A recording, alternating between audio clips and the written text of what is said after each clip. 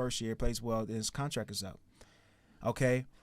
When his contract is up, he takes a pay cut to get better players in. Now, the key to that is these better players that we're getting in are his guys, though. So it's the P.J. Tuckers, it's the Daniel Houses, guys who's been with him almost, especially Houston-wise, his whole career. These are his friends. I underestimated that. That's true. These are his friends. So when he says he's taking a pay cut, he's taking a pay cut for his friends, first of all, okay? All right. And then when he comes in, he leans into that. Oh, people always said I'm a selfish guy, but look at what I'm doing. I'm taking a pay cut, He leans into it. Yeah. Okay? And maybe there was a under-the-table handshake like, hey, we got you next year. You helped us this year. We was able, in this loophole contract thing, to get, some good players, 2 good players in here because you took a pay cut. When your time is up next year on this player op, we're going to take care of you and give you the max. Maybe that was unspoken under the table. The second thing, the reason why James Harden could be upset is maybe Daryl told him, okay, if you opt in this year, I'm talking about 2023 now, fast forward it, I will trade you in this offseason. Maybe that's the thing. And I'm talking about with Daryl Morey being a liar. Those are the two things. Either there was an under-the-table handshake agreement, you want to get a max contract after 2022 season, or 2023 offseason, I'm going to trade you if you opt in. Because once he takes that pay cut and he plays through this 2022 season, right, once he does that, no matter how he plays, well or bad, and it was mixed feelings, to be honest, he has a decision to make that offseason whether he wants to opt into the contract or opt out. So if he's mad and he's upset, if he comes in the office and Daryl Morey says, hey, man, I can't give you a max. I just can't do it. I know we're friends, we're buds, but I can't do it. If he's mad at that, he still has this option. He can opt out and go anywhere he want to go. Yeah. I'm mad. Daryl Morey lied. He's not going to give me a max. Okay, well, let me go somewhere. You know what he did? You know what happened with that? He took about 2 weeks, him and his agent, and he serviced the league. And nobody wanted him for a max contract. Right. Nobody. Right. Not a soul. Right? And who would? Right. No, it's bad basketball business. I've said this over and over again. To pay these mid-30s superstars the amount of money that the CBA allows them to make is suicidal to your franchise. So he was forced to opt in to this $35 million contract because nobody was willing to give him 35 or more. And James is at a point in his career, don't want to get all the way into it, but he's actually eligible for like close to $60 million a year on the Supermax, right? But nobody was even willing to pay him $35 million or more, or believe me, he would have been gone. You know what I mean? Yeah. So he opts into this $35 million contract this year. Daryl Morey, he says, okay, now I demand a trade. You wouldn't give me the max. It's time to go. Just trade me, okay? There's only one team that even has interest in him is the Clippers, right? And the Clippers has these guys who they have contracts. They have these mid-level contracts that they can conjure up 3 to 4 guys to trade. But they're all like, Robert Covington and decent players, but these are not players that are going to like advance the 76ers in any way, shape, or form. Norman Powell was probably the best player in that little package bunch. But he's a role player. He's a good, okay role player. And so Daryl Morey doesn't want to do that because if we just sit this out, say if we was just to play this out and let James Harden, whatever, show up or not show up, at the end of this 2023 season, his contract comes off the books. We have room for 2 max contracts. If you bring in the Robert Covingtons, the Norman Powells, and the other guy, I forgot his name on top of my head, you're locked into 3 more years of just supreme averageness, and you don't have this available cap space to do whatever you need to do. Right. So I know this is what Daryl Morey is thinking. So I can't be mad at Daryl Morey, although he has created a shit show for us with certain moves and bringing James Harden in the first place. All right. But I can't be mad at James Harden either if there was an under-the-table handshake agreement because you have to honor that. But I don't want fucking Daryl Morey to honor that. I don't care what you told him. You know what I mean? I don't care what you told him. You can't give him a max contract after what you just saw in Game 7. But this is the other side is Embiid apparently removed his Sixers stuff from his social media. Yes. And I wonder what that is. But I look at it like this, is that he could look at this situation and Harden, Morey, whatever they've done, and he could just simply conclude, we're about to waste another year of my prime. That's exactly what's going to happen. With a team that's not able to win, whether he sits unhappy all year Or not. or they make some sort of duress 30 cents on the dollar trade. He's like, I'm wasting another year of my prime. Yeah. And I don't need to do this. Yeah. I was looking at this YouTube channel, and this guy was like, whether 76ers are in the case, we're like a 17-year-old girl at the prom at the end of the night. We're screwed. It doesn't like either way. We're getting screwed. Way to use the 17-year-old. That was an underrated detail in that little story. We're getting screwed either way, man. Yeah, and it's unfortunate, and that's just the way it's going to go. And Embiid, although I do think he was trolling, and no matter what, like he's not getting moved for another couple of years at the very least. I don't think it's ever getting moved.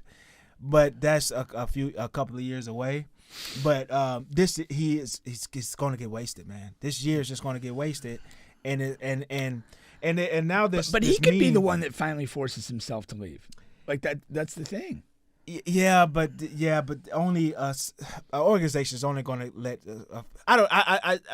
That is totally true. What you just said. If he goes full asshole, they have no choice. That's totally true. But I don't think he has that in him to go full asshole, and I don't think the team would trade him anyhow. But of course that's on the table. Yeah. Of course that's on the fucking table. Yeah. Let's just look at what's been going on. There's a meme that's going along now about what the 76ers what they've been fucking up since 2012. All of this, what is this? Trading Drew Holiday basically for this overall for a first round draft pick that ended up being Nerlens Noel that we ended up cutting anyway or getting rid of. All right, so we got rid of Drew Holiday for nothing. A Drew Holiday that was entering his prime. All right, then you draft players that don't play, like Dario Saric didn't play for 2 years, and B doesn't play for 2 years. Ben Simmons, all of that. So the draft bundles. You draft Okafor, who doesn't work out, 3rd overall, and also he's the 3rd center on the roster. We get rid of the process king and bring in Brian Colangelo. That's when all shit went to shits. He really messed up a lot, got rid of all of our damn assets. He drafts Fultz instead of Jason Tatum and gives up a first-round draft pick. Fultz loses his shot out of the fucking thin mid-air. He was shooting well in college. Then he does a good workout with the 76ers. We draft him. We move up, pick him, draft him, and all of a sudden he just cannot shoot anymore. Okay, he can't move his arm. All right, so we ended up trading him for Jonathan Simmons. Who the fuck knows where he's at anymore? All right.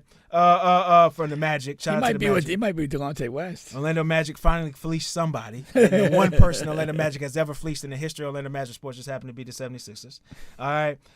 Brian Colangelo then creates a burner account. He takes a page out of KD and starts trashing all of the players on the team that he fucking put on the brought team. in the team.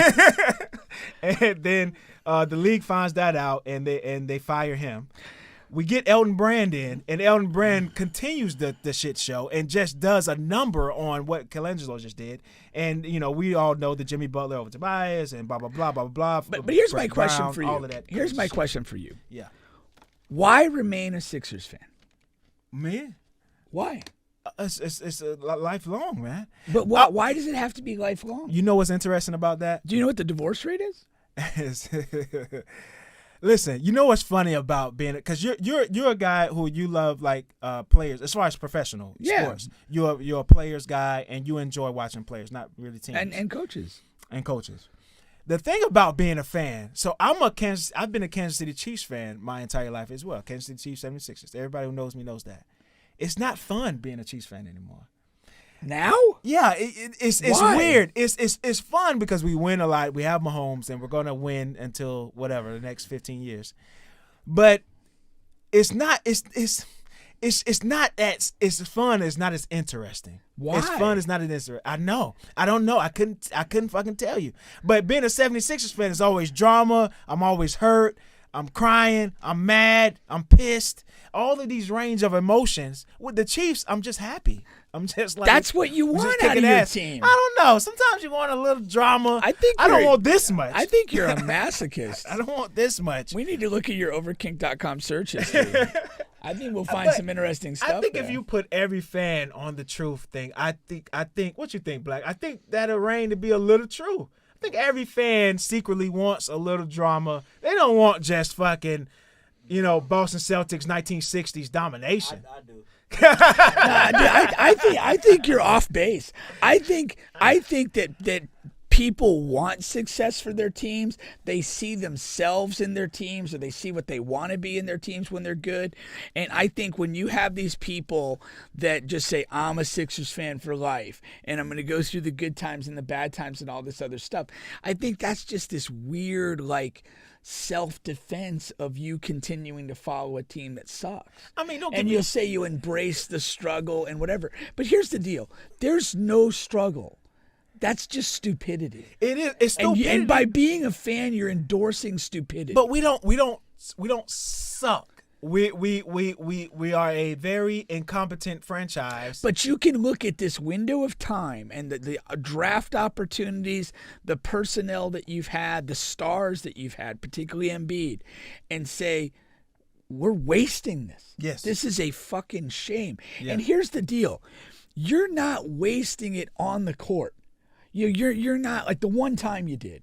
When Kawhi hits the crazy shot, and like we could live that. I'm a Florida State fan. We're going to talk about them in a while, but we got wide right. We got about 3 of them. And it's that sucks. It's tough. Like you can take that because you're there. Mm-hmm. You're a play away. You're a basket away.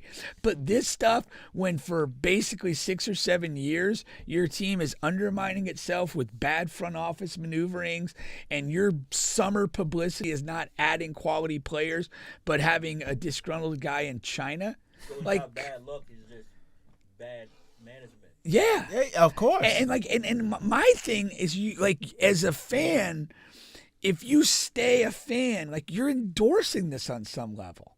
You're saying yeah, it's still my team. No, the standard has to be higher. You guys have to get your shit together and show some progress and growth, or I don't need to support it. That's a sane way to look at it. I prefer to be sane. But the thing about fans, we're insane. It's insanity. It's fandom. It's self-imposed though. It's but we're not gonna leave the team. Yeah, you can absolutely leave the team. No, you can. I didn't say can. I said we're not. We're not going to leave the team. That's I know. It's Ideally, ridiculous. you would want to put pressure on ownership and not go to games, not wear the stuff, not just buy. pay attention to other teams. Do that. Okay, so Deeper issue for Bubba because you like to be let down. What is it? dude, I think you're right though. I think the people that are these fans like that, they have some underlying psychological issue of their own. Maybe they enjoy being let down. Maybe they have a persecution complex and victimization complex, and it suits them to be the. But what about the back of your, when they finally do it, They ain't doing and it, you Bubba. stuck in there, that feeling, the Chiefs when we what a lot of people don't know, we were that 2-14 team under Romeo Cornell, and we were god awful before Andy and Patrick. We had the one decent season with Alex Smith, but we were god awful in years when we finally got it. I stuck through.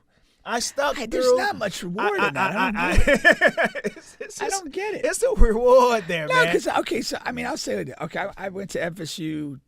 7 years I was there. I look at the FSU football program like I look at one of my kids, and it's good or bad. I'm going to show up and spend 3.5 hours watching the game. If we lose, I'm pissed or whatever. But that period of time when we were in the abyss between 2002 and 2012, I had other favorite teams. I was all about USC and Reggie Bush, right. And I was rooting for them in the title game. FSU was just a disappointment. I was duty bound to watch the game. And if I didn't go there for 7 years, I would have cashed them in for another team, which is what I do at the pro level. Right. I like the Warriors right now because I love Steph and Clay and that whole group. When they retire, Let me see what the Warriors become. Mm-hmm. I'm not going to be tied to just bad basketball. Yeah. I learned that with cheat on the Sixers is what he's saying. he cheats on everybody else, just not the Sixers. I love it. I did it for 2 years during the process. I did. Okay. I went to LeBron. I went to the Heat, and I was a Heater for 2 years. Yeah, But it didn't feel right. really. It didn't feel right, man. You It might didn't need feel some good. counseling. Yeah, it didn't feel I good. don't man. know, man. Get on the couch. Black switch spots. Now, the last thing I'll say about this is because Daryl Morey, that's the term he used. He doesn't want 30 cents on the dollar. James Harden. That was an interview he did about 2 months ago. He wants proper value, but he was looking to trade him. I am not. Am I crazy for thinking? Can we answer now, or do we have to wait till what you say? the Clippers deal? I don't think that's all that bad. I think that puts us in a better situation, and we have a chance. If you get the Covington, the Powell, and the key is if you can snatch the young guard. Maybe from Terrence over there. Mann. Right? That's what I'm saying. The young guard Terrence Mann. They want to hold on to him, but if we I can met get him in Boston. Yeah. Yeah. Is His he buddy really that skinny? sponsored the team Yeah.